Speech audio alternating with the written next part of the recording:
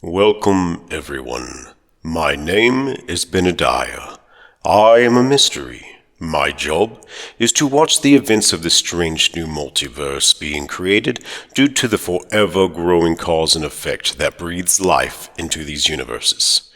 These universes ask intriguing questions that inspire their very own existence. I must watch universes, houses, and worlds, some familiar, some unknown. I must make sure to keep note on events that transpire. Come join me. We all know the story of Ben Tennyson, the wielder of the Omnitrix. But in this universe, the story started slightly differently. As the Omnitrix fell to Earth, something happened. A spark of time, a flutter of space, before the young 10-year-old boy. It disappeared. It hurled through time and landed before the legendary knight Lancelot. The knight sat there in the dirt with the alien device upon his wrist. Lancelot sat in the dirt, the strange mechanism stuck upon his wrist. This strange contraption, it must be magic, no? It's nothing like I have seen before. Lancelot muttered to himself as he rotated his wrist around, analysing the strange object. He ran his index finger over the ring, and then the small green knob that sat under the ring. His finger pushed it, and the ring extended upward, and the inward shape changed to a diamond, and a silhouette appeared, creating a shape he did not recognise. "Oh, by the king, no, go back in!" Lancelot demanded. He pressed the dial back in, and suddenly he was encased by green light. He felt his body change, morph, and stretch, and alternate. He was suddenly on his feet. He looked down at his body and let out a blood-curdling cry. He was tiny and grey. His armour also had shrunk down and morphed to fit around his new head shape. His larger fingers and his strange-shaped fingertips, his mind rushed with information. He saw the forest around him, and suddenly understood all that was. How the trees grew, how they sprouted leaves and fruit, how animals survived and reproduced in their own way, how the human body functioned, the way the sun rose into the sky every morning and the way it set every night. Lancelot stood there as a tiny little creature when suddenly he felt the ground rumble. It sounded like something purring. He turned around and looked up to see a cat looking down at him, its mouth open and a small amount of dribble hanging off its lip. Lancelot had seen a lot of small cuddly cats roaming around the forest, but in his current form they were overtowering him. "Nice kitty," Lancelot muttered. The cat lifted its paw and slammed it down. Lancelot jumped back and scurried away. He ran off as fast as he could, and the cat chased him, like he was a mouse. He felt very embarrassed being chased by a simple house cat. As he scurried through the long, tall, overshadowing blades of grass, a sudden noise forced him to stop, and the cat came to a halt and stared at the flashing light that kept blinking. Lancelot looked over his shoulder and noticed that the blinking light and the horrendous noise came from the device on his back. Then there was a flash of red, and Lancelot stood there in his true form once again. His armour had also returned back to normal. He looked down, and the cat who sat before him, fear danced within its eyes. It then bolted away, scurrying through the grass, disappearing from sight. Lancelot looked at the strange contraption on his wrist. This strange mechanism does have magical potential. It's odd. I must learn how to use it. Lancelot sighed. He looked at the red light projecting from the device, and after a few moments the red light turned to green. Lancelot followed his curiosity and pressed the small button under the dial once again, and the dial extended. The diamond formed and the silhouette was different from the previous one. Lancelot grinned with excitement and fear at the same time. He pushed the dial down, and once again he was engulfed in green light. After many attempts of trying to remove the Omnitrix, Lancelot spent the next few days trying out each one of the 10 alien forms that he had access to. To the knight, they were monsters or creatures of magic, but he learned each one, their unique abilities, and what each one was capable of. Eventually, he headed back to the kingdom to show King Arthur the strange device that was bound to him. Lancelot arrived back at the castle. He had been gone for days, learning as much as he could about the strange device upon his wrist. He found that there were 10 transformations, each one unique and different from each other. Each one wore his armour, only modified to their unique body types. He rode his horse into the courtyard and dismantled his mighty steed. He walked into the castle and he entered the throne room where King Arthur sat upon his throne, a scowl upon his face. "Lancelot, where have you been?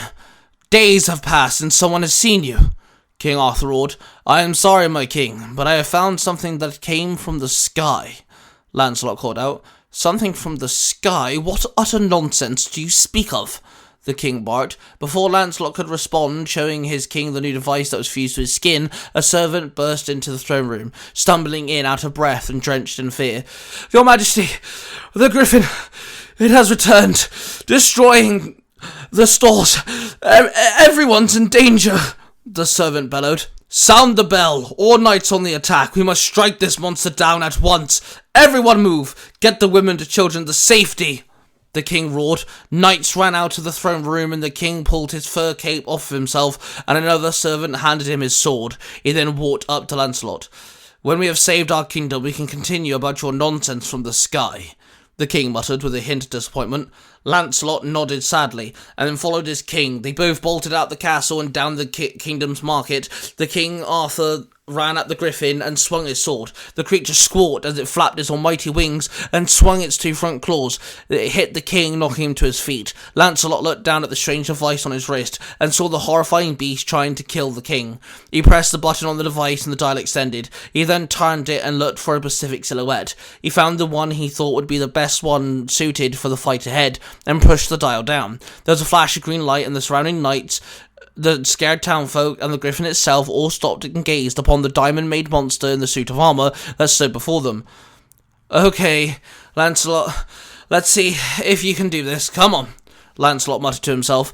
The griffin hopped over the grounded king. Lancelot aimed his hands, and his hands shifted into multiple spiked ridges. He then shot several diamonds from the spikes. The diamonds hit the griffin, puncturing its chest and wings. The king stood and watched in awe as they finally saw something that actually hurt the terrifying beast. The griffin stumbled but managed to find its footing. It lunged at Lancelot. His hands quickly shifted into a single sharp diamond point. He swung his arms and managed to cut the griffin. The griffin slashed Lancelot's exposed face, but he felt nothing. He grinned, now understanding that the griffin could not scratch its way through diamonds. He ran through the griffin and slashed it again. The griffin squawked out in pain. Lancelot remembered his time in the forest, the time that he was training. His hands returned to normal and he slammed both palms down. The crystal rose from the ground, massive shards hitting the griffin. Lancelot launched forward and punched the griffin in the head. Then he grabbed the griffin as he tried to struggle. It tried to fight back, but with multiple injuries it couldn't find the strength. Lancelot turned his hand into a single blade once again and stabbed the griffin in the heart, killing the creature. Everyone gasped as they watched the monster that terrified the kingdom for weeks had finally been killed.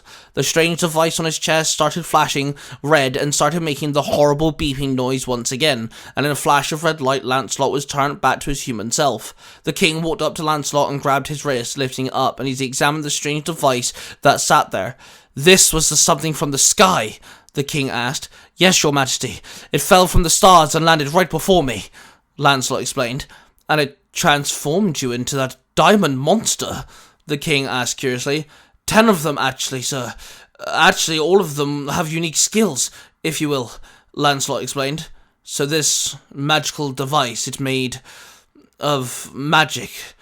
Lancelot, you know the rules. No magic.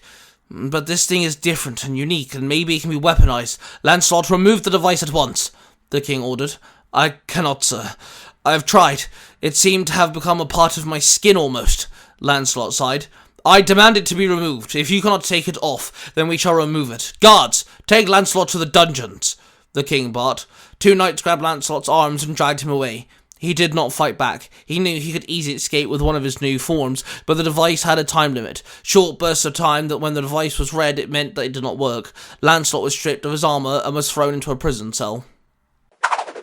Lancelot looked at the device. It changed back to green. He could use the 4-armed red monster and break through the cell with ease. He could use the small grey monster and just slip through the bars, or the fiery monster that he would be able to melt the bars of the cell, but he did not want to go against Arthur's word.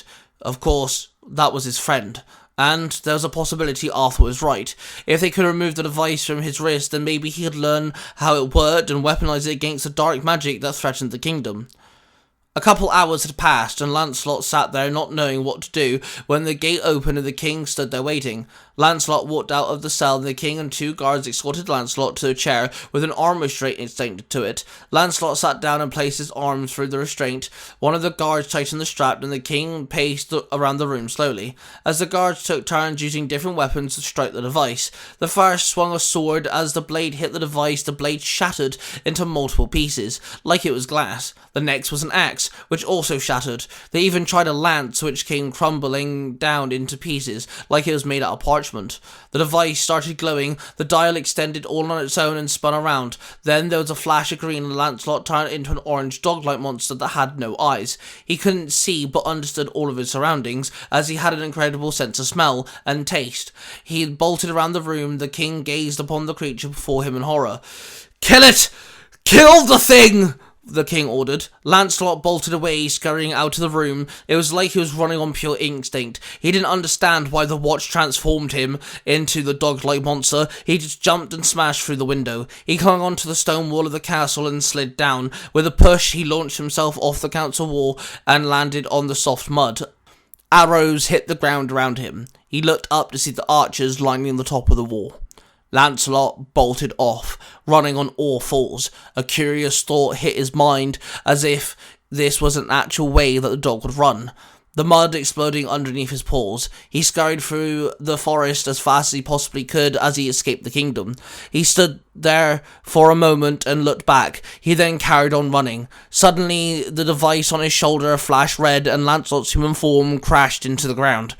He stood, dusted himself off, and spat out some mud from his mouth. He looked around and noticed exactly how far he actually managed to get from the kingdom. He looked back and he could see the kingdom far off in the distance. Lancelot crossed his arms as the breeze chilled his skin. He was only wearing thin material. He decided to walk up the nearby hill and hope to find a cave. He finally found somewhere to make a fire. He collected some twigs and sticks. He found a flat rock to sit on in the cave and activated the device on his wrist. In a flash of green, he turned into the fire monster. He shot a small firebolt from the tip of his finger, and it hit the pile of sticks instantly, starting a small flame. He sat there until the device on his chest beeped and turned him back to normal. He sat there and pondered his decisions. Should he run? Should he continue to go on adventures? Would he go back to the king and surrender? He knew the king would send a hunting party by sunrise. "Ah, 3rd time's the charm," a voice grumbled. Lancelot turned to the entrance of the cave and saw no one there. He then spun around, returning to the fire, and he looked forward and saw a man sat across from him. It was an older gentleman wearing a white and gold, strange-looking outfit with a strange walking stick. "By the king, who are you?" Lancelot gasped. "My name is Professor Paradox. My dear boy, my job is to make sure the time itself stays unbalanced, and right now the timeline is fragile, due to the Omnitrix being on the wrong wrist, and in the wrong time zone, no less," the strange man said. "This magic device, it is yours?" Lancelot asked in disbelief. No, it's created by a Galvin called Asmuth. It belongs to a boy known as Ben Tennyson, who is destined to save the universe on more than one occasion, but something went wrong. It ended up here in medieval England. Rather odd hiccup, if you ask me, but anywho, Professor Paradox explained. Lancelot stood and took several steps back. "You're talking utter nonsense. Your words confuse me," Lancelot barked. "You were never supposed to find the Omnitrix, boy, but a meteorite instead, which would lead to a great historical significance.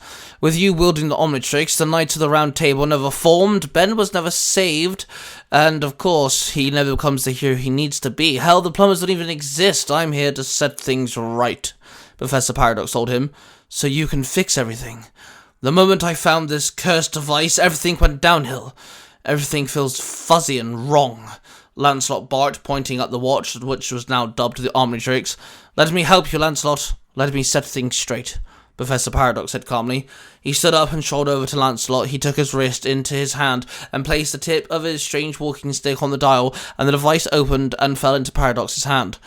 "By the god, I am free of this curse!" Lancelot cheered. "Yes, I now can take the Omnitrix back to its rightful owner in the right timeline. But first I must return you to the moment you found the device, as you are meant to find something else," Paradox stated. "What does that mean?" Lancelot asked. Lancelot looked at Paradox with a strange expression. It means you won't remember your actions of the past few days, and you'll be none the wiser, and history will be set back on track. Paradox explained. Lancelot nodded dumbfoundedly at Paradox, and Paradox slammed his walking stick down on the ground, and there was a blinding white light. Lancelot uncovered his eyes and looked down on his armor and around the trees, and then looked down at the small, smoking rot that had crashed into the ground. This thing fell from the sky. The king must know of this, Lancelot barked. He quickly hopped onto his horse and rode off, heading towards the kingdom to show the king what he had discovered. And with that, Lancelot showed King Arthur the meteor. With time and struggle, the sword known as Excalibur was made, and that set in stone King Arthur's well-known legacy. Professor Paradox fixed the time flux, and the Omnitrix landed before Ben Tennyson, just like it was supposed to. And that is what interests me about these universes. Sometimes their differences are just as set in stone as their prime time lines, but sometimes the differences are just minor forks in the road. Before leading to these main events, that is all we have for this universe. As now, thanks to Professor Paradox, everything is set as it should be. As for me, I must carry on my journey and explore the other new universes that await me. So make sure you join me next time as we explore the wonders of the multiverse and we ask the age-old question, what if?